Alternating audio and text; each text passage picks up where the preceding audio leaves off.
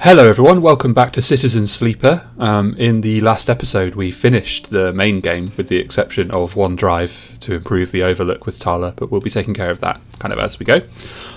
We are about to start the first of the DLC episodes, episode Flux. We have the Girol caps that we need. So Eshe asked you to bring supplies, and fragrant eye-grown Girol caps seem like the perfect thing to impress her. Episode Flux is the first of 3 episodic updates to Citizen Sleeper, telling the story of the refugee Flotilla which has arrived at the Eye. All 3 episodes, Flux, Refuge and Purge, are now available. Completing the Deliver Spores action will begin the episode, but be aware that it's intended for late game play. Okay, let's deliver the Girol caps. I'm excited about this one because I haven't seen anything about it, I don't know anything about it. When I played this before, this hadn't been released yet. I think it said it was on the way or something, so there we go. We supplied the caps. Here's Peake. You came. Peake smiles as you walk into the Climbing Briar's cargo hold behind a gloomy Eshe. They brought mushrooms. Eshe tosses the mushroom caps onto a crate, raising her eyebrows at Peake. Peake gives her a look. Thank you, Sleeper. They pick one up and sniff at it. Are these edible? I'm going to say, try it. Peake squints at you and the mushroom before delicately putting it back down. I'll wait. We're not so used to fresh produce. Eshe is securing crates as she speaks and doesn't look up. Hawthorne doesn't have much in the way of farming. Hawthorne? The installation we grew up on. Eshe waves her hands on a rag. Eshe wipes off her hands on a rag. XPR loves to name their property after natural things, but that's about as far as their relationship with plant life goes. XPR? This an interrogation? She glares. Either way, we're done with that place, which is all you need to know. Eshe leans back against the crate she was securing. We're going to need more than just a few mushrooms if we want to help those refugees, though. What do they need? Food, water, components, a whole lot of things. Eshe stands and walks over to the mushrooms you brought, placing them into a small container with care. The problem isn't just getting supplies, it's getting them through to the ships. Can't you just fly around? And get the Briar seized for breaching quarantine? No thanks. She laughs. We were lucky we got here before the cordon was set up. That's the only reason we're on this side. Why is there a quarantine? Peake jumps in. The Eye has a closed-loop life support system, just like any orbital installation. Any unfamiliar illness or significantly increased strain on life support could cause a cascading collapse in its systems. Eshe scoffs. Are we making excuses for those bureaucrats now? Peake turns. We're being realistic, Eshe. But these people aren't an increased strain, they're living people. Eshe stares at you. Even calling them refugees is just a way of turning a lot of scared, desperate people into a single monolithic group. Eshe slides off the counter full of mushrooms. Eshe slides off the container full of mushrooms into one of the cargo hold's racks. Look, as much as I'd like to chat, we've still got a lot of space to fill in this hold. So if you're going to help... I think Eshe is trying to say we need your help, and quickly, Peake says, glancing at her.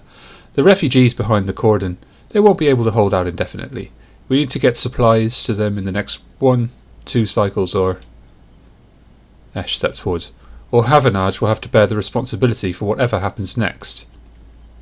What can I do? There's 3 things we still need to secure. Water, food, and scrap components for ship repairs. Eshe gestures to the storage containers around the hold. Water we can find a way to source, or, my preference, just siphon off from the underground reservoirs in the Greenway. Oh, I don't know about that, Eshe. I'm pretty fond of the Greenway. Peake raises their eyebrows. Eshe? She ignores them. For food, things could be tricky. Those mushrooms are delicious, I'm sure, but no way we can get enough volume to feed a flotilla. However, I saw an algae stack on the way over. If we can get access... Not more stealing, Eshe, Peake sighs. I didn't say steal, she stares at them indignantly. If we can get access, we can work the stack, harvest some algae for the flotilla. Those stacks churn out vast quantities in short timescales. And the repair components? Peake asks tentatively. Eshe smiles. Just look around you, Peake. This whole place is made of scrap. She shoots you a glance. And I'm sure the Sleeper has their sources. They can bring them right here. We get everything before time runs out. Perfect. We get most of it. Also good. Either way, in 1-2 cycle. Is this 1-2 or 12? In 1-2 cycles, I'm going to take whatever we have and go. I don't know if this is 1-2 or 12. It will become apparent eventually. This sounds problematic. I'm going to say, how will we get through? Eshe shoulders a container.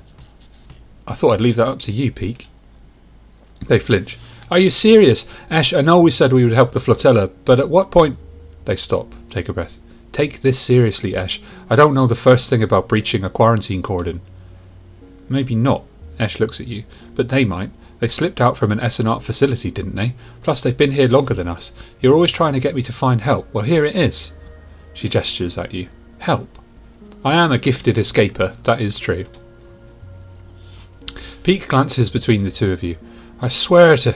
They sigh. I need to think this one through.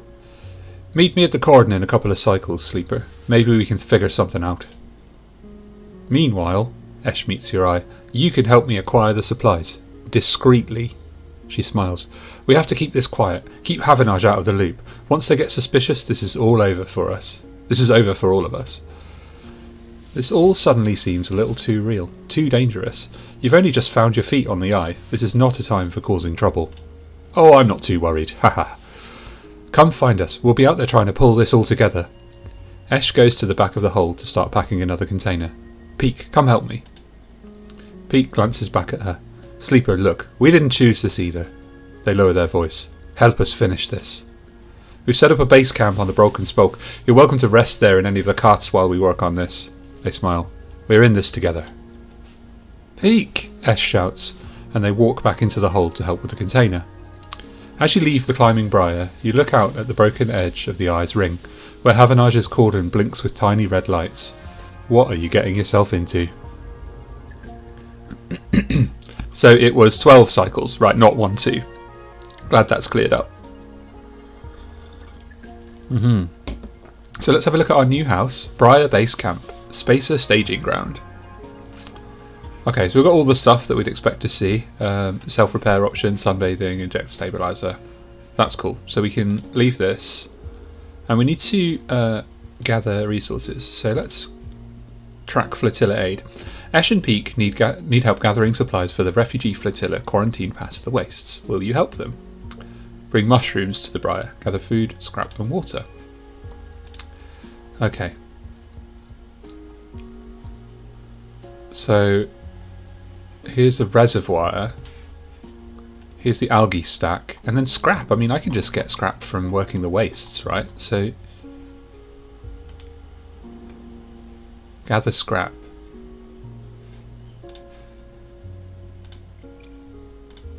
Feel like might just get a bit of scrap.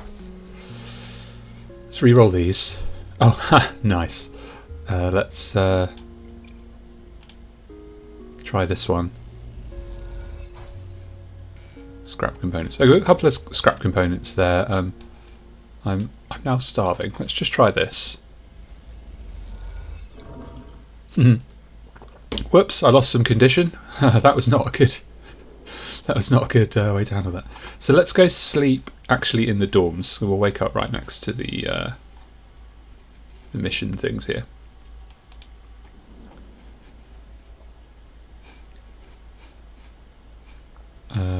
I want my 5, so I'm actually going to use a stabilizer a bit earlier than I normally would.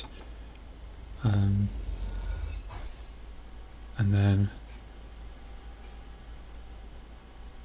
let's just quickly grab some food as well. Barter for food, yeah.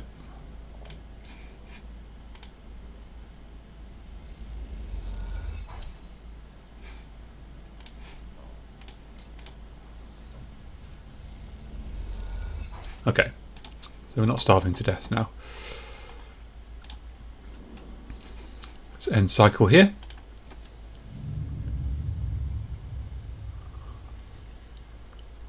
I don't know how much of each one we actually need, so I've got some scrap. Bit of an even spread of dice there. Let's Go to the algae stack first of all. I don't feel good about stealing water from the Greenway reservoir, but maybe they don't need that much. Negotiate access. The algae stack is controlled by a small collective of farmers. If you want to use it, you'll need to persuade them.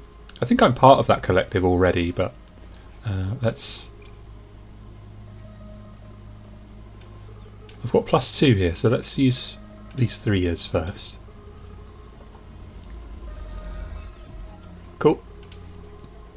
Might use the 6 on the scrap collection.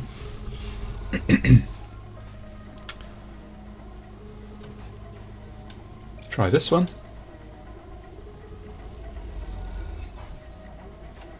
Okay. I'm just going to go use the 6 on the scrap collection up in the wastes a minute. And then I'll have 3 scrap, and that kind of feels like a decent number. It'll probably show me actually. Ah, nice, another 6.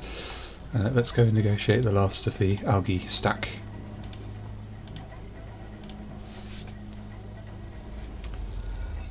Much to Eshe's frustration, you'll have to pay or talk your way into using the algae stack to farm food for the refugees. Okay, so that's done. What can I do now?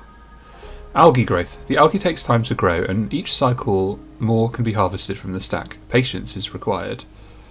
Harvest algae. So this is the amount of food I need for the flotilla. This is a kind of a balancing act where I need to accelerate the growth.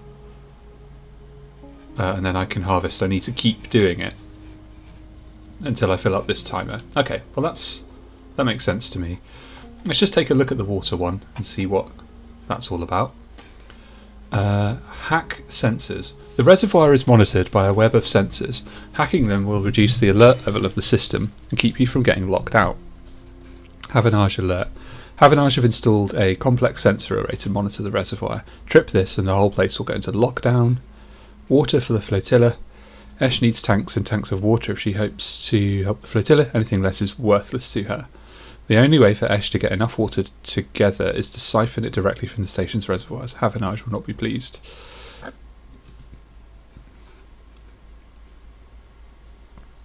Okay.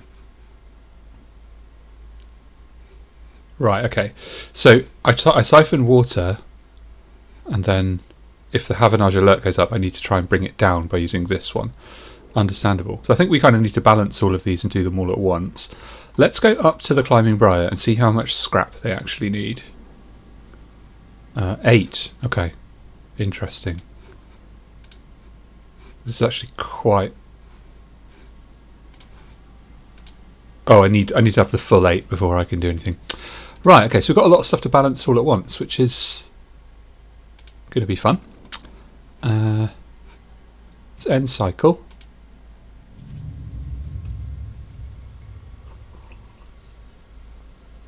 Now, those of you out there who are gifted at lateral thinking probably be able to map this out quite easily. I, however, don't consider myself gifted at lateral thinking. The eye.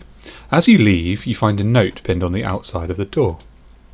It reads, "Sleeper, there's something you need to see. Meet me at the cordon as soon as you can. Just keep heading around the ring until you hit the flotilla. I'll be waiting. Peake."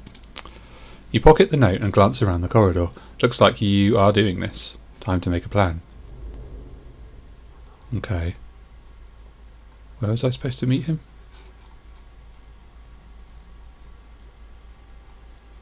Okay, so we've got a few dice rolls here. Let's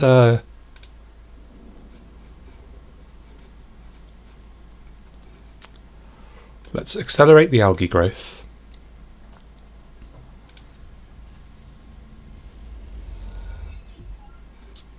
So the way I'm looking at this is if I accelerate it to full and then harvest it, I'll get more. Is that kind of how it works? So neutral outcome. Each cycle more can be harvested from the stack. Patience is required.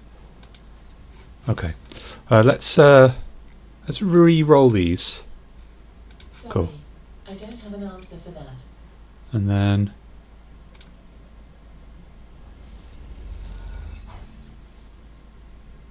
I only got +1 food. I'm in. Okay. Try this one.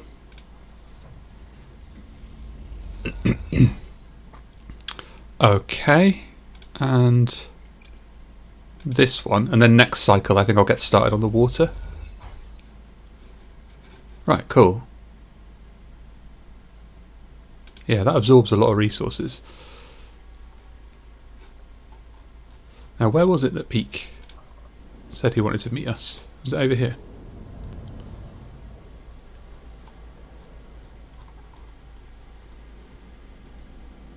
Okay, we've got one more cycle on the overlook bar. So actually, let's sleep here and we just go quickly speak to Tala. Oh, it is saying complete active scenes. Flotilla aid. Yeah, I didn't see where we were supposed to meet him. Let's go have a look up here.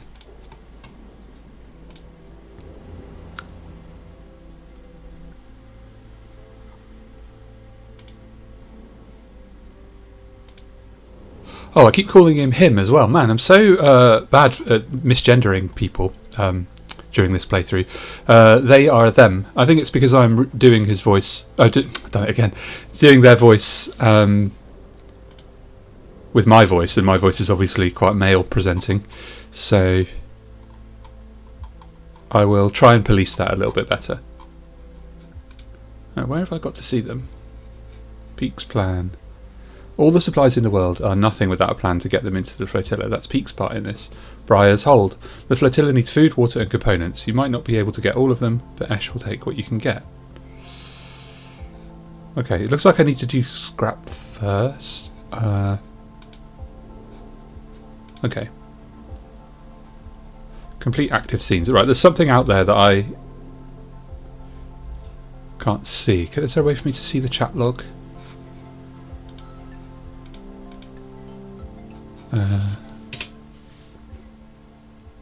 Options.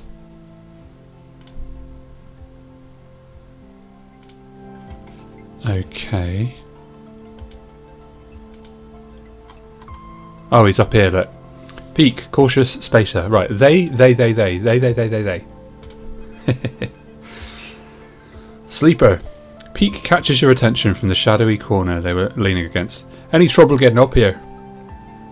None. Good to hear. Come, take a look at this. They beckon you over to a nearby window, which looks across the ruined ring to the blinking red lights of the Havanage cordon. The cordon's temporary structures, a net of metal struts meant to detect and dissuade any ships from entering or leaving the flotilla, jut out into the black. And all around, the tugs flit, securing them in place and tending to the red blinking drones that demark the quarantine. It's an impressive and worrying sight. What do you think? Peake interrupts your thoughts. How would you get through? Use one of the tugs. Create a distraction or just go for it hard and fast. I think our style is just generally kind of just go for it. Peake raises an eyebrow.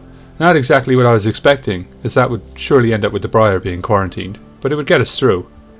Peake squints at the red lights. Better saved for plan B, I think. Oh, why did you ask me then, Peake? Peake turns away from the window and rubs their forehead. Eshe has really wrapped us up in something. Eshe has really wrapped us up in something here, hasn't she? The question is spoken under their breath, and they don't seem to expect an answer. The silence grows. Maybe we try all three. Peake laughs. I like it. At least we should prepare as many ways as we can. The way I see it, there are three parts to making it through that cordon. They gesture out the window at the strange structure. Deception, distraction, and speed. We need all of them for a clean passage through. Deception means tricking the cordon security into thinking that we're meant to be there. Maybe a tug escort would work. Anything that makes the Briar look official. Distraction, meanwhile, will be all about diverting attention so that no one looks too hard at what the Briar is doing. If we can create a gap in the cordon's scanning and deterrence systems, that should keep them busy. Finally, speed will mean making sure the Briar is ready to roll. Perhaps we can do a little work on the ship to get her ready? Eshe surely wouldn't mind. They lean back from the window. How does that sound? Risky good. Excellent. Peake grins. Don't get too excited. There's a lot to get sorted before we make the run. Peake is very cautious. Peake looks down at their slate. 10 cycles left. They glance out of the window at the cordon nervously. 10 cycles to gather the supplies and to prep this plan. It's tight. It's very tight, actually. Peake looks at you. If this goes wrong, Peake sighs, just get out, okay? They squeeze your shoulder. I'll follow Eshe anywhere, but you don't need to get dragged down with us. It won't come to that. Peake brightens up a little. Of course, but just keep it in mind.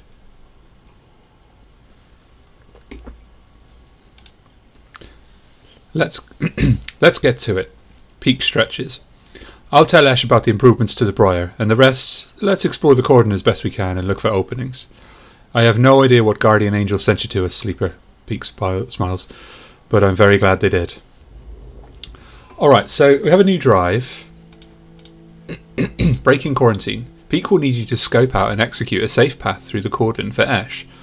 I don't know why they can't do that themselves. I'm going to prioritise the Flotilla aid before this, because I feel like if I don't manage it, I mean, we'll have to manage it, right? So we can blend in with a crew or intercept comms. One thing about being a sleeper is people always assume you're working, so blending in with the tug crews shouldn't be too tough. The cordon buzzes with radio transmissions and data packets. Intercepting them will help you give a sense of how things run here. Now what I might do is, if I have some low rolls, because I've got +2 here, this double cordon intel,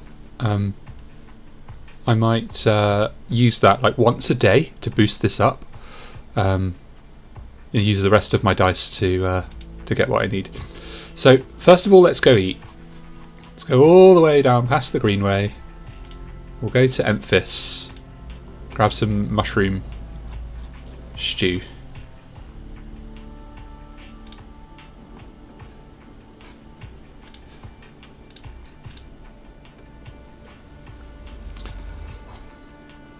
Cool, and then let's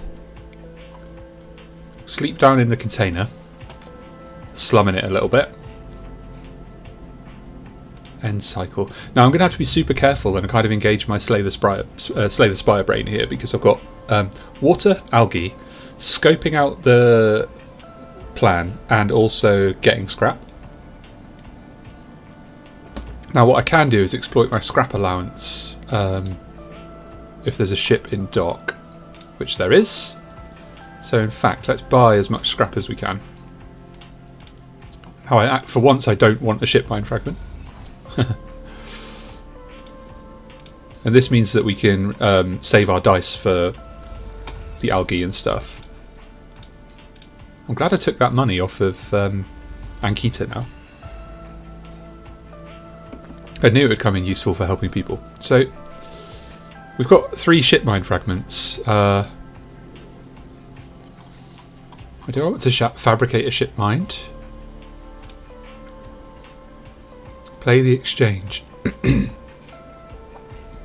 Yeah, no, I don't want to spend a dice on this because I'd rather just. Yeah. Oh, I see. Do I get scrap for it? No, I don't. Right. Yeah. I have to go to the wastes to get scrap. Okay, so Tala wasn't actually ready. I misjudged that by a day. So let's go here.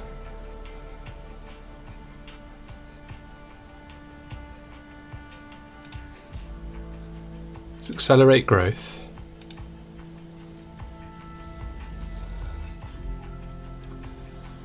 And then accelerate growth again.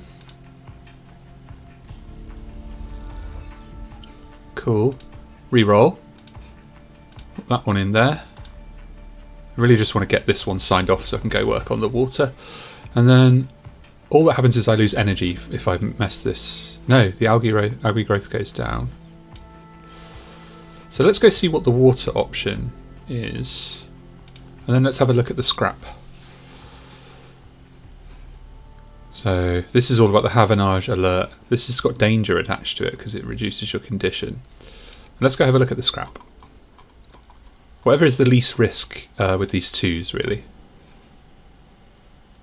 This takes a lot of condition away. Let's try it. See how we go. Nice. So we're on 5. Let's try another one. Because I can just trash my condition and just take a stabilizer, of which I've got plenty. Okay, I didn't get anything for that. That's unfortunate. So let's sleep here. We'll take a stabilizer.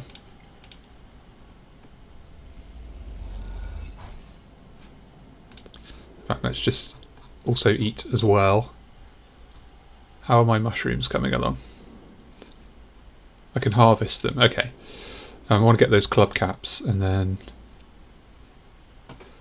let's make as much stabilizer as we can. These are Matsutakes, they're not club caps. Never mind. And then Girol grove spores. No, that won't give me. The only way to get club caps is from the ones I planted. So that is something I'll have to do maybe after I've started to run low on stabilizers. Yeah, this has definitely increased the difficulty. Suddenly having to consider a bunch more stuff. Empty container. Oh no, oh wait, I need to eat. Let's go eat.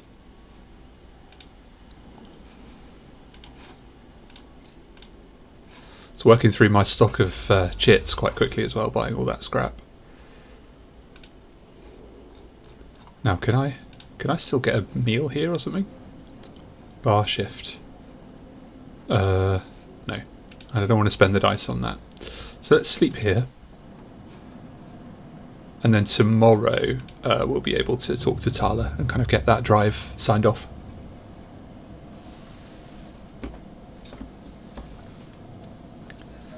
Nice. Nice bunch of dice. So let's toggle tracking on improve the overlook. And talk to Tala. Tala comes to you one shift when the bar is empty, tapping you on the shoulder as you clean the bar. He's ready. She's grinning from ear to ear. Can I try? Obviously. She grabs you by the arm before you can ask anything else and drags you into the back room. The smell hits you immediately when you enter, a cocktail of rich fermentation and chemical sharpness. The room is warm and bright now, the newly installed lights making the place look clean, whether it is or not. Tala has already pulled up a couple of stools around a metal crate, where 2 glasses with a few fingers of pale Girol inside sit waiting. She smiles. I haven't even tried it yet. You can see she's nervous. You both sit at the makeshift table, the slight strangeness of the situation making you both jumpy. Tala hands you a glass. Cheers, she says solemnly, and knocks the glass back. You do the same. The first sensation is burning, a sharp nose-clearing blast of alcohol that has your frame querying whether you would like to activate safe mode. You gulp the drink back, and it is only then, behind the burn, that you taste the earthy tones of the mushrooms, the wood and the soil, left behind like sediment, barely there. I'm going to say not bad, actually. Tala raises an eyebrow. Are you sure? Maybe needs diluting? Has promised, though. You think? She swirls the glass and puts it down. Wait, I have an idea. Tala grabs a metal bottle from the newly installed work surface and adds a few drops of water into the Girol. Try again? This time the burn is a warming glow, harsh but fading off, and the woodiness less heavy. This is space whiskey, basically, isn't it? You taste something floral in among the marshy decay, something fresh and bright that you never expected to find. Both you and Tala meet eyes. He's really good, right? It is. Tala grins with her whole face, and that makes you smile too. Tala pours out some more Girol, and then adds some more water. The action's already taking on the quality of a ritual. You both drink. Tala tucks her feet up beneath her on the stool, folding her legs. She looks down into her glass and swirls the liquid thoughtfully. What's on your mind? Tala looks up at nothing in particular. My father opens this place, you know. She says out of nowhere, a thought suddenly becoming words. It was his attempt at making a life for us, for my family, when we got to the eye. You were refugees? From Sinza, yeah. It's one of the Ember's lesser moons. She takes a drink. I don't remember much. I was only tiny when we came. I was just thinking about something my father told me. When he first set this place up, he wanted to call it the Bantayan, but he was too afraid it'd scare off the customers, so he kind of translated it, hence the Overlook. And these past few cycles, when I've been in here, I've been thinking that I should rename the place. She looks at you. The Bantayan. What do you think? I love it. I mean, what does it mean? She just told us it means the Overlook. Just to say I love it. She looks away. Me too. Tala picks up her glass. That settles it then. To the Bantayan. You both clink your glasses and drink up. Tala hisses through her teeth. Still harsh. She laughs when you suddenly grabs your shoulder. Oh, sleeper, I totally forgot. She stumbles to her feet. She lurches over to a corner of the room, covered with a plastic sheet, and whips it off, like a magician performing a trick. Beneath it is a neat little kitchen, a sink, a work surface, and a compact oven with a hob. Your kitchen! She doesn't give you time to respond. You can come make stuff here any time, as long as you promise not to raid the mushroom farm. I need those for Girol. I was thinking too that if things pick up, we can start serving proper food at the Bantayan. She laughs. Do you like it? It's perfect. Tala gives you a hug, then quickly stands back. I'm sorry, I'm so glad you're here. I think we've had enough. Me too, I'm going to say.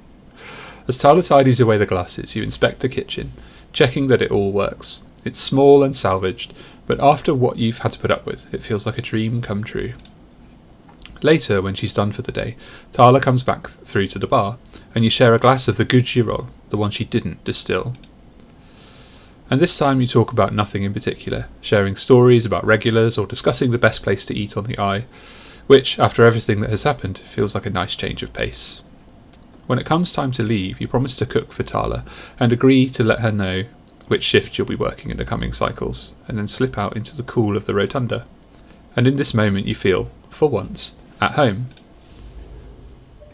Cool! So we completed Tala's drive, we've renamed the overlook to the Bantayan, and I guess that gives us some kind of perk. So I can cook Girol caps, I can cook Matsutake caps, and that will give me food, which is great because I have a bunch of those. I must remember that. Let's have a look at my upgrade points. So I've got 2 upgrade points. I could get the hard to kill, which for some reason with this DLC I'm feeling like this might actually come in handy. A lot of things seem to be costing me condition all of a sudden, so I'm going to go for that. And then what it is there's not many drives left to actually earn the points, so these will be a bit harder to reach, which is as it should be in the late game. So we want scrap. We've used up the allowance for this ship, but there appears to be another ship here. So merchant freighter. Buy ship mine fragment. No. Haggle over prices. Oh, okay, so you can get a discount or just offend them. Interesting. I think I kind of want to buy a ship mine fragment just in case, you know, somebody else might need one. And the fact this is here means I might need to use it. So let's pop this into here, get a discount. Cool, and let's buy one. Now, I know I've spent a dice there that I could have been using to get stuff, but I've just got a feeling like these ship mine fragments are going to come in useful. So let's buy 2. That may be completely unnecessary, but you just never know. You just never know with this game. I'm going to manufacture a ship mine right now.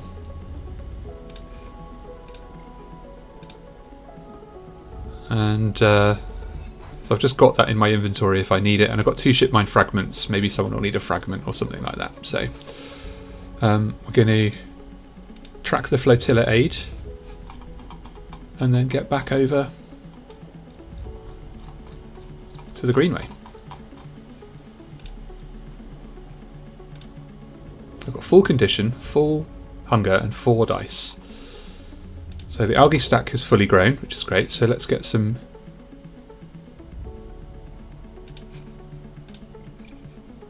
food for the Flotilla. Nice, and then we'll spend this 3. Fabulous, okay. So we've achieved that one. Here's Eshe. You're leaning against the metal crates you just loaded up with algae, packed and dried into bright green pucks. Oh, that's my name, Puck. Haha. Eshe hops onto one beside you, flexing her aching back. I hope the refugees like algae. Eshe squints at you, as if you just interrupted her train of thought. It's a look you have become familiar with. It doesn't matter either way, this is what we've got, she sighs, rubbing the back of her neck. In these past cycles, working the algae stack with Eshe, you've had little insight into her mind. She rarely seems happy to start a conversation, but is always eager to end one. Despite this, you feel like something has grown between you, something like silent trust, the kind that tends to seed itself in the fertile soil of hard but necessary work. There's something I've been meaning to ask. Eshe raises her head cautiously. Go on. Why escape XPR? Eshe pauses, her protective instinct fighting with the trust you've built. You can see her begin to shrug the question off, then she stops, rethinks, sighs. What you need to understand, Sleeper, is that Erlen's Eye wasn't the only place where the Solheim collapse happened. Sure, Hawthorne, where we grew up, it was an XPR installation, but that didn't screen it from Solheim going under. Actually, Solheim was the only reason XPR were ever here. She pauses, hesitant to get into the whole story, but wanting to offer something. She flinches, correcting herself. They are a service corp, you understand? They set up outposts in surrogate systems like this to offer refueling, logistics and maintenance services to bigger companies with extraction contracts. She gestures to the eye around her. Like Solheim. When Solheim went bust, XPR lost their client, and Hawthorne, well, we lost everything. We became an outpost tasked with just holding on, keeping the refueling platforms running, they said. Keep the outposts stable. Keep the refueling platforms running, they said. Keep the outpost stable. Hold on to our claim. She rubs at her head, as if recalling all this was somehow physically painful. Do you know what it's like to spend your entire life in a place with no future? A place that exists only to hold a legal claim to a piece of territory, to shore up a breach of contract negotiations between two corporations? It's like living in a... She searches for the word, her eyes jumping back and forth. In a grave. She clenches her hands. So if you're looking for the answer to the why questions, that's your answer. We, Peake and I, know what it's like to be forgotten, to be locked out. She stares hard at the side of the stack, the algae whirling against the glass in beautiful patterns. She doesn't look away. The silence extends, and you realise the conversation is over. Eshe seems angry, not at you, but with herself, for even voicing such ideas. After a while, you stand and start to load the crates onto the powered cargo trolley that Eshe will run back to the Briar. As you do, you try to catch her eye, but she avoids it, soothing herself instead with the comforting simplicity of physical work. Okay, cool. So we've got 2 dice left. I've got 5 of the 8 scrap I need. I've got all of the water. So let's... I've got all of the algae. So let's get to work on this. So, what... Oh, shall I re-roll that? Because I've got a good chance of hacking these back if I... Yeah, let's re-roll. Yes! Get in. Okay, let's siphon the water. It's slow going with the water, okay. It's going to take a while. Okay, let's leave there. And then we will... We're all good for food and everything right now, but let's sleep here. And then cycle. I think I'm going to be able to get this done, you know. I think I'm going to be able to get everything. I just have to keep my condition up so that I always have those 5 dice. Let's get back to the water. Keep siphoning.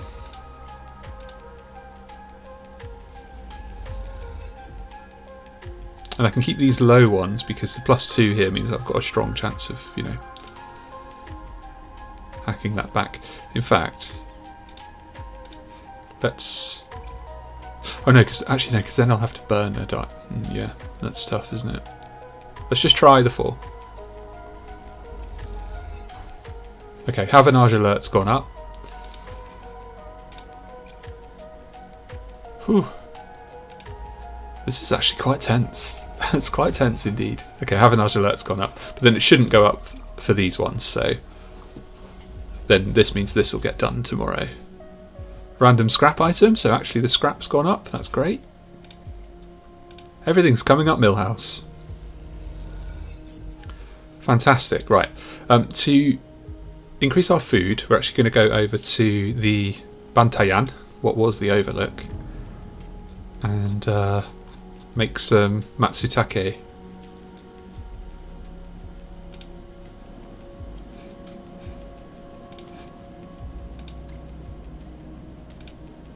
I'm going to keep this one Girol cap just in case I need it for something. And there we go. So we cooked. Our food's up to full. We'll head back over to the Greenway. God, I love this game. It's so good. And then we'll go to bed.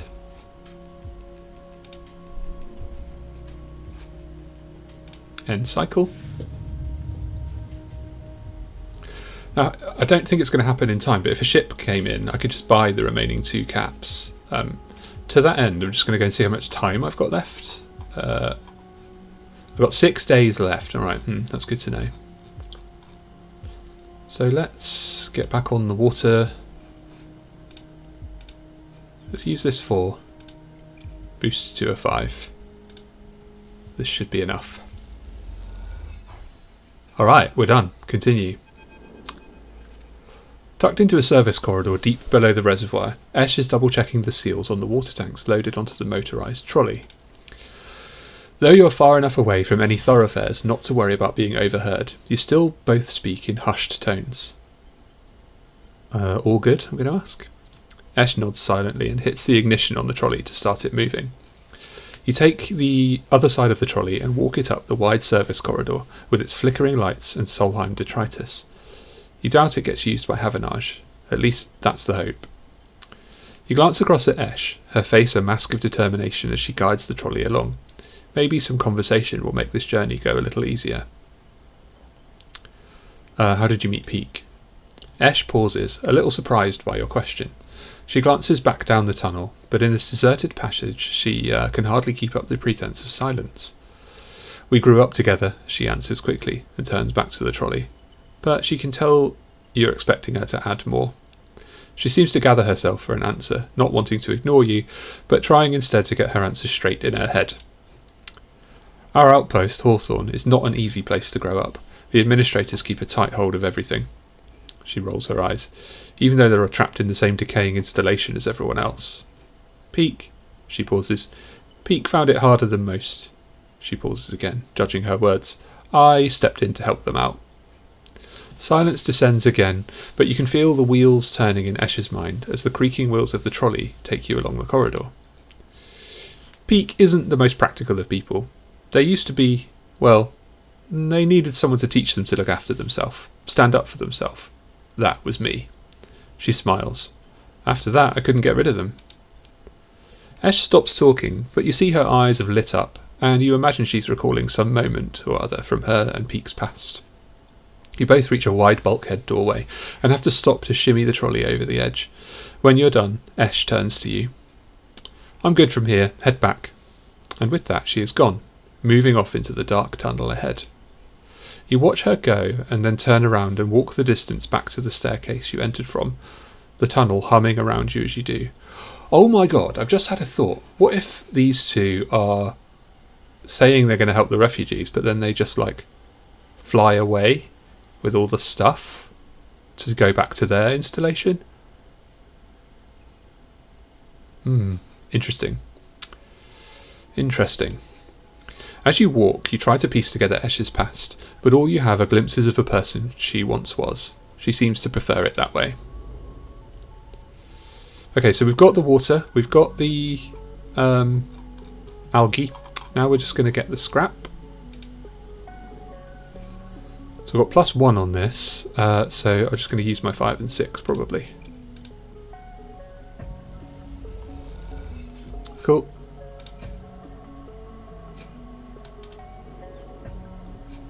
Oops. Let's actually use the 3.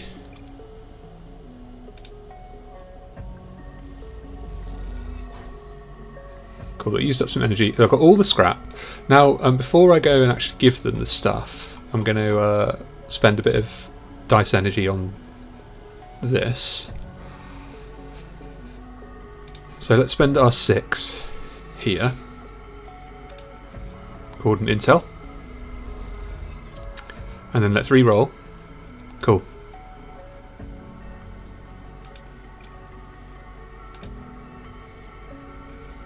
and then I can come back tomorrow and finish this off, I imagine. And in fact, I'm just going to go like eat and stuff before before I go talk to them. Let's input the scrap. Thinking about it, I've changed my mind there. So let's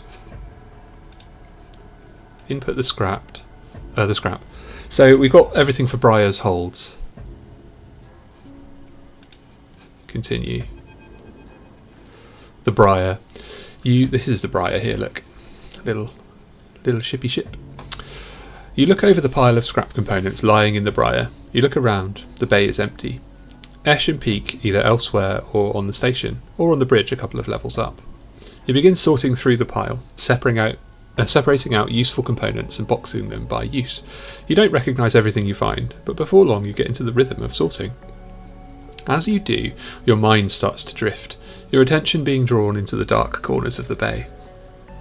The Briar is in surprisingly good condition, considering that Hawthorne and XPR must have been operating for decades by now. The marks of care are everywhere, from the delicate patch jobs polished to meld into the original finish, or the carefully bound wiring running through custom trunking. Eshe loves this ship, that much is clear. Something catches your eye in one of the dark corners, a matte black stack of crates you hadn't spotted before. They are sleek and compact, tucked away behind some of the bigger, more worn containers. Ooh, now if we investigate and get caught, they might not like us. Yep, I'm going to do it. You put the components away and go over to the sleek crates. You run your hands across the textured surface, but there is little hint of what lies inside the opaque metallic casing. I wonder if there's a sleeper in there. Then you see it, a yellow symbol, embossed onto the far side of the crate. A universal sigil used by spacers, corporations and manufacturers alike.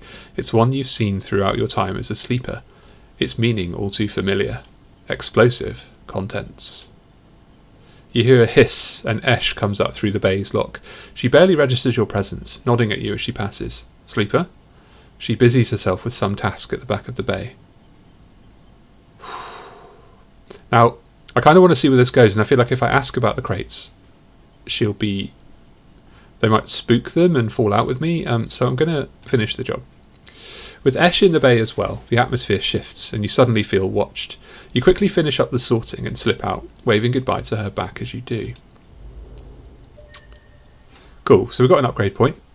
That's just one though, so can't do much with that. Peake will need you to scope out and execute a safe path through the cordon for Eshe, and let's just see, what was it that got completed?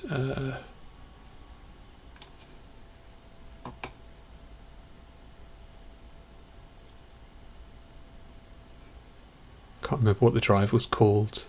Flotilla aid, that was it. You gathered enough supplies for the flotilla. Now time to get them through the cordon. I'm suspicious here if I'm just helping terrorists or something. Let's go make some food. We've got all these Matsutake caps.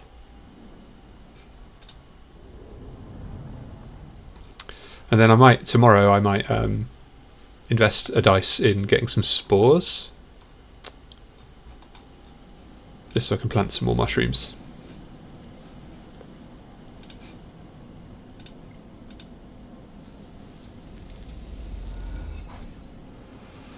Cool beans, right, that's done.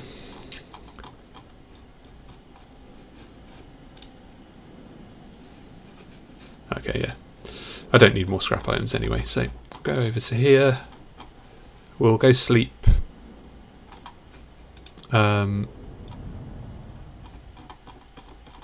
On the Briar, on the base camp. Okay, and cycle.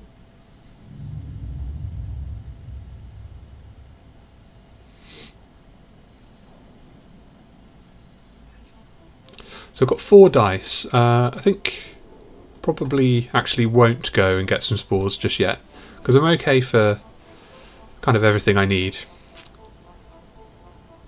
So let's just go ahead and intercept comms, which should finish the job. Excellent. Oh, what? Right, okay. There's a bunch of stuff here. How many days have I got? 5 days.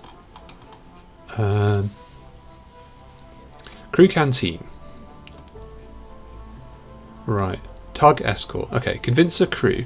With division rife among the tug crews, gaining support for a supply shipment will just be a case of picking the right crew and approaching them discreetly. Deflect suspicion. Taking hardline attitudes, loudly argue in favour of the quarantine, making friends with security. There are ways to deflect suspicion. Right, first of all we need to re-roll this lot. Let's see what the other ones are before I invest in one. So I feel like if I get one, then the next, then the next, at least I've got chances going through. Slice thrusters. The tugs have a powerful suite of ion thrusters for rapid manoeuvring. If you can sneak in and slice some off, you'll have a significant upgrade for the Briar. Ooh, I like that one. How do I reduce have an harsh suspicion? Sabotage sensors. Some careful sabotage to the cordon system should create a sensor gap that will allow the Briar to bypass the automatic quarantine systems. So here's the thing, it looks like I just have to do the guaranteed ones, meaning that I have to spend my low dice on something safe, so I might go and like grow some mushrooms or something. So let's, I want those thrusters, so let's invest in this first. Cool. I'm not going to risk a 1 and a 2 on this stuff, so we'll go and do something else. Like getting some spores.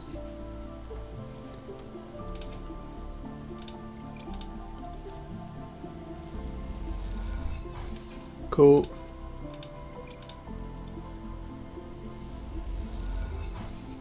Excellent. Right, let's put these spores in the aviary while we got them. Oops. Oh, I've still got mushrooms to harvest. Okay. Fine, that's fine. I've got a bank of spores. I can come back and harvest mushrooms if I have some leftover low dice. Now, time seems to be of the essence here, so I'm actually going to go ahead. This might be wasteful, but I'm going to go ahead and spend another stabilizer. And I'm also going to go cook some food down at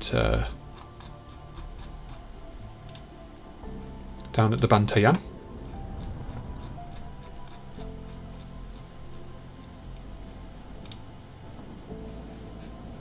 Cook those matsutakes.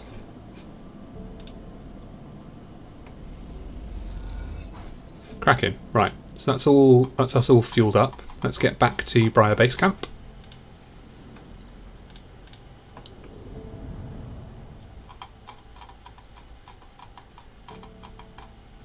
There it is. Alright, so the days are closing in.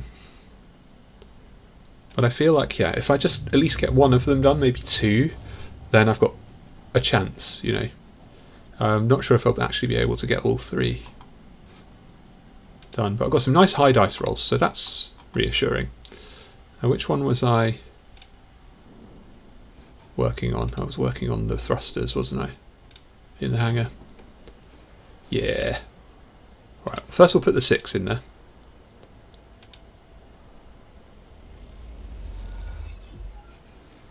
Ah, now I thought I had high dice rolls, but actually these are 3, so let's re-roll. Try this one.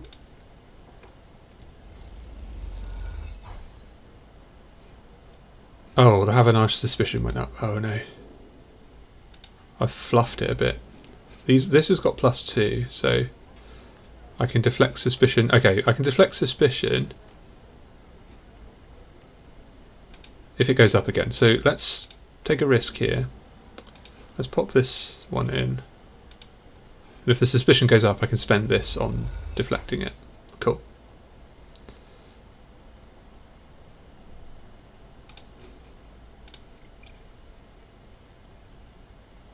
Yeah, this seems like the play. Alright, lost a bit of condition. Didn't get any progress, but that's fine. Let's go to the canteen, deflect suspicion.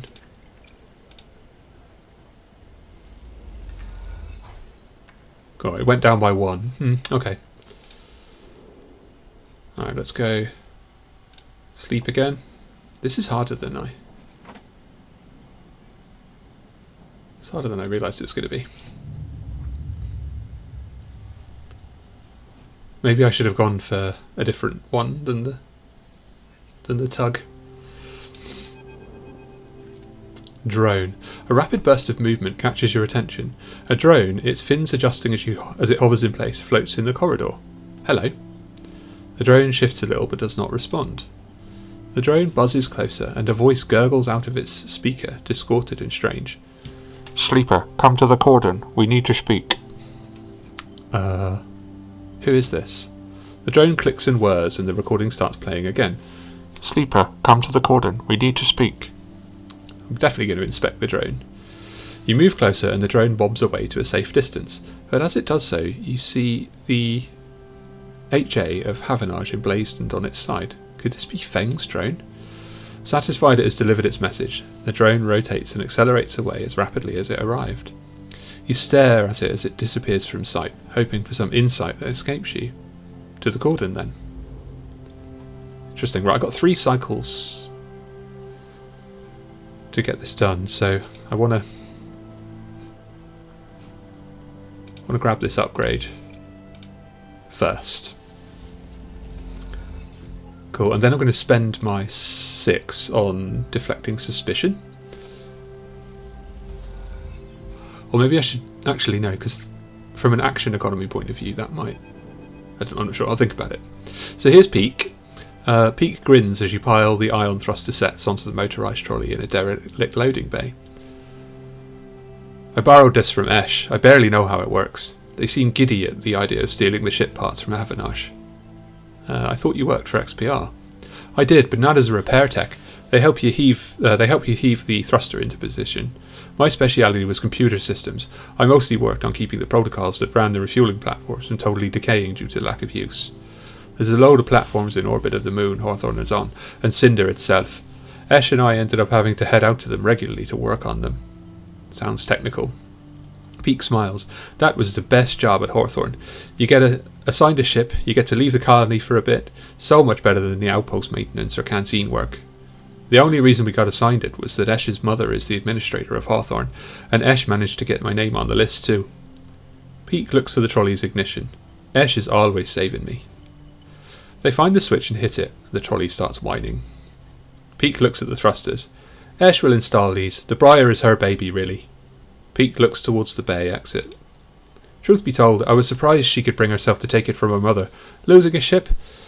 That has to have hurt the colony. How many ships does Hawthorne have? 4. Well, 3 now that the climbing Briar is gone. Peake tucks their hair behind an ear.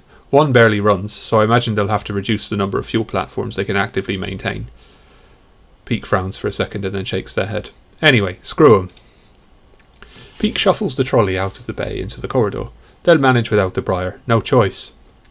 Peake smiles. And I have to admit, I'd love to have seen her face when she saw we had gone. Peake pauses. Don't tell Eshe that. They walk on quietly, lost in their memories of Hawthorne. Okay, I think I can manage the rest. Peake brushes their hair out of their face. You've done more than enough this cycle. Peake looks over the thrusters. Once these are fitted, the Briar will handle better than ever. You might even get a thank you from Eshe. Peake laughs. They head off into the corridor, the trolley whining its high-pitched whine. See you soon. Okie dokie. So, what's going on in the hangar? This is all done. I think convince a crew. I'll get a tug escort, and this one is sabotage sensors, blind spot. So these are the same basically. I think I want the blind spot. So let's pop our 6. No. Let's pop our 2 into here, which will be a 4. See what happens, and I might spend the 6 on reducing suspicion. Cool. Let's see what happens with... Oh, it's a tough one. No, let's put the 6 in here. Let's get this going, and then I'll re-roll this one. Perfect. There we go. That was definitely the play, because now I can come back tomorrow with a full complement of dice. But first, we need to talk to question. Drone. As you enter the passage that leads through the cordon, a flash of movement catches your eye. The drone. It stops to make sure you've seen it, and then flits into a side passage leading to a narrow set of stairs, or a set of narrow stairs even. You climb up through a dark shaft, the drone stopping at each landing to check you are following. Despite its lack of expression, there's something overbearing about the way the drone waits, impatiently realigning its fins in sequence. After a long climb, you come out onto an observation platform. The cordon and the vast ramshackle refugee ships beyond fill your vision. The scale seems impossible, and immediately you feel small and naive for even thinking you could affect this situation. Something shifts nearby. The drone again? A woman is standing at the window, and at the edge of your vision. You aren't surprised you didn't notice her. She too seems impossibly small in the shadow of the flotilla. The drone buzzes by her shoulder and she turns. Frustrated Havanage counsellor, Helene. So there's a drone here. There's a lady who does look very frustrated with sharp blue eyes, kind of sandy hair lit in a kind of silvery blue on one side. She's wearing what looks like kind of flight fatigues. They're very clean and she's very well presented. We need a voice for her. I think we're going to go with quite a well-spoken English. Sleeper, sorry for all the cloak and dagger nonsense. She nods at the drone, but I've never regretted being cautious. She smiles a tight smile and holds out a hand. I'm Helene. Let's shake her hand. The tight smile holds, but the drone keeps its single eye fixed on you. The effect is a little unnerving. Look. She glances around the empty observation deck as if checking for potential eavesdroppers. Let's be straight with each other. I know about your plans and... She cuts in before you can respond. I understand your motives. You look at her in overalls, the yellow... you look at her in her overalls, the yellow markers, the HA sigil. You've been on the eye long enough to recognise a Havanage member when you see them. You are Havanage. Yes, I mean, I expect that's obvious. The tight smile again. I hope you won't hold that against me. She glances around very nervously again and moves a little closer. This entire situation, I'm not here to defend it. She glances back at the flotilla. No one is happy about this. Say, especially not the refugees. She sighs. I'm not your enemy here, no matter what you think. She pauses. Sleeper, tell me something. What does Havanage mean to you? Hardin Hurst. She squints at you. That was unfortunate, but you should know it was one of our own who exposed Hardin, and that has been dealt with. Well, I know who exposed Hardin, because it was me, and Feng. Havanage is used to being criticised. In some ways we invite it.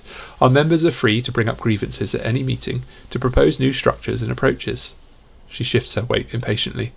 As a counsellor, it is my duty to listen to them. That is why I was elected by the members. We are an imperfect system. Yes, and each counsellor, each member, each representative can be flawed and worse. She looks down. But we keep this place running. It's what we do. And the flotilla? She turns and looks out at the clump of fractured ships. The flotilla is a problem. Can the Eye take in thousands of refugees safely? I don't know. This place is a ruin, Sleeper. What do you think the council discusses? The price of Giraud? We make plans to keep this place spinning, to keep life support working, to ensure... Helene's slate chirps, and a grim look passes across her face as she sees the notification. She looks tired, the screen light casting her rigid expression in a pale glow. Sleeper, I didn't bring you here to explain how Havanage works. I came to talk about your plan to cross the cordon, breach the quarantine and supply the flotilla. She looks directly at you. Play dumb.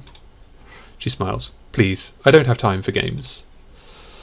I know you think you're helping the flotilla, but you cannot do this. Right now, halfway along the ring, one of a countless series of debates are being held. These debates are to evaluate the potential harm that could be caused if the refugees of the flotilla are left to enter the station.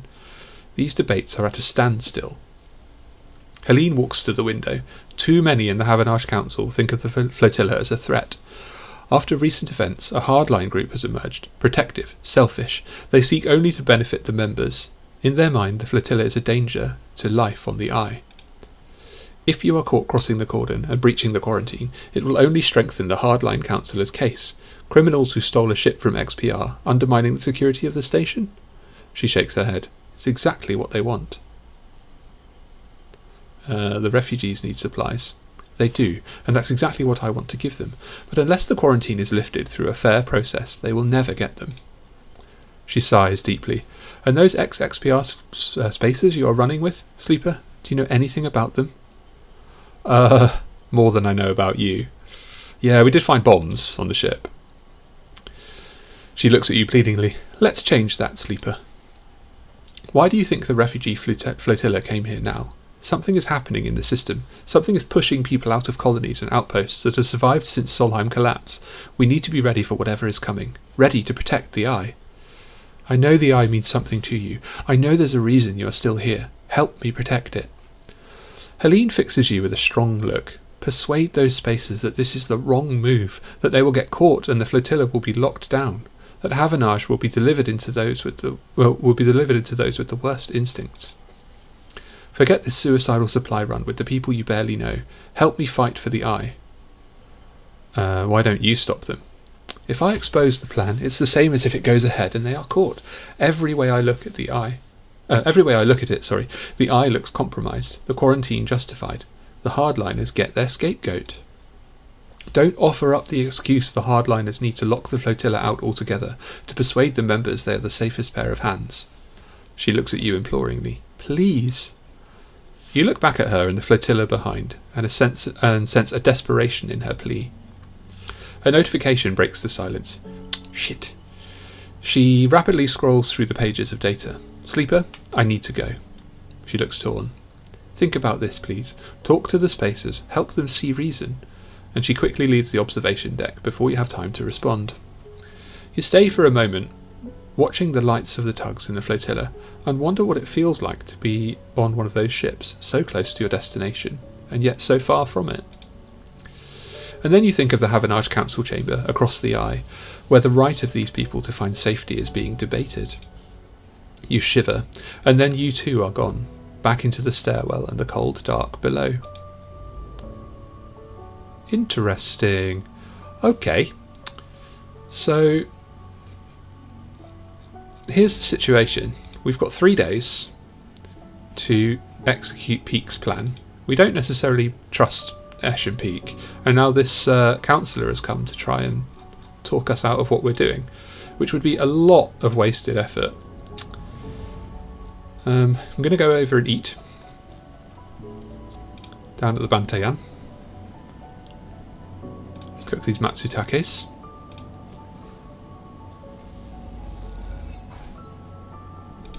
Cool. And then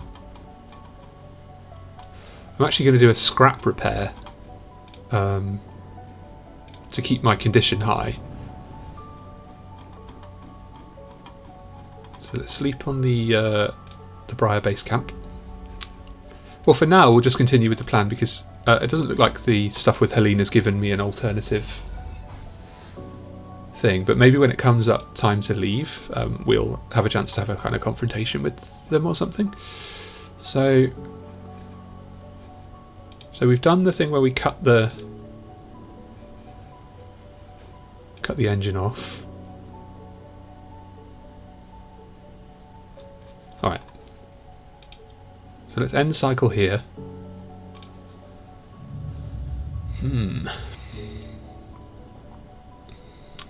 don't know what choice I'm going to make, to be honest. Good. Well, at least we've got 5 dice and we've got some wide-ranging rolls here. And here's Peake. Sleeper. Peake is waiting for you when you leave, but they look different. Pale, drawn out. You need to come up to the Briar now. They don't meet your eye. What's happened? Not here, Peake hisses. Come to the ship. We'll be waiting. Peake walks away. Don't take long. And with that, they disappear around the corner, leaving you anxious and confused.